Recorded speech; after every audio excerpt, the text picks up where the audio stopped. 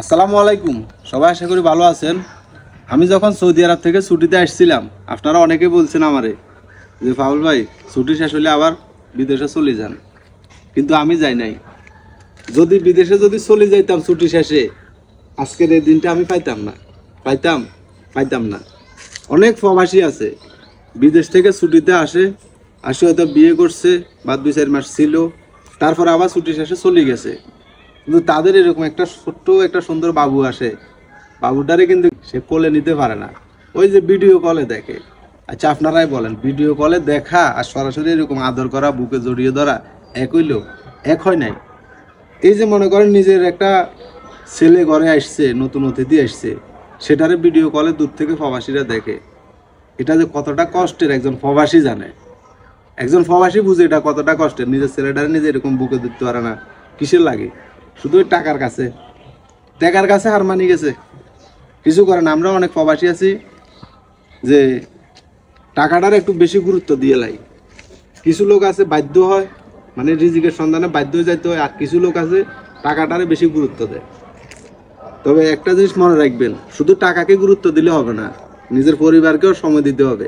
এই যে ছেলেটা, আমি যদি ছুটিতে যাইতাম, এখন সে ম্যাও ম্যাও করে কান্দে, কিন্তু আমি যদি ছুটিতে যাইতাম আসি দেখতাম যে সে আমার আব্বা করে ডাকতে আছে। এই যে সময়টুকু মাঝখান থেকে যে 2টা বছর যে কাটে নিয়ে যাইতো, এই 2টা বছর আপনি কোটি টাকা খরচ করলেও সেই 2টা বছর আর পাইতেন না। তো এই সময়টারে সবসময় গুরুত্ব দিবেন, চেষ্টা করিয়েন। শুধু টাকার পিছনে ঘুরার দরকার নাই, পরিবারকেও একটু সময় দিয়েন।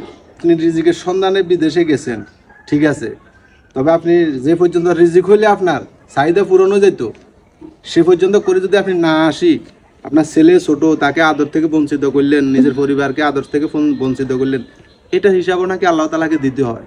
আমার কাছে মনে হয় এটা যে পর্যন্ত চাহিদা, এই পর্যন্ত চাহিদা মোতাবেক বিদেশ করি, দেশে চলে আসাটাই বেটার। কারণ পরিবারকে সময় দিতে হবে।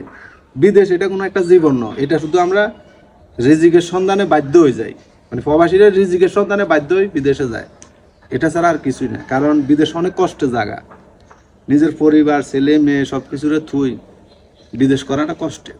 অনেক সময় দেখা যায় নিজের আত্মীয় স্বজন, মা বাপ মারা যায়, বিদেশ থেকে ভিডিও কলে দেখতে হয়। এখন প্রবাসীদের তো সবচেয়ে বড় সার্ভিস হলো ভিডিও কল ছাড়া আর কিছুই না। হয়তো মা হচ্ছে ভিডিও কলে দেখতেছে, বাপ হচ্ছে ভিডিও কলে, পুত হচ্ছে ভিডিও কলে। এইটাই মানে এদের সান্ত্বনা শুধু এতটুকুই যে ভিডিও কলে একটু দেখছে। তবে এই সান্ত্বনাটুকু নিয়ে আর কতদিন চলবো এটা জানি না। তবে আলহামদুলিল্লাহ বিদেশের আমি গুড বাই করে দিছি, মানে বিদেশ আর যাইতাম না, ভালোই আছি দেশে, নিজের ছেলের লই সুখে শান্তিতে আছি। সবাই দোয়া করিয়েন। আল্লাহ হাফেজ।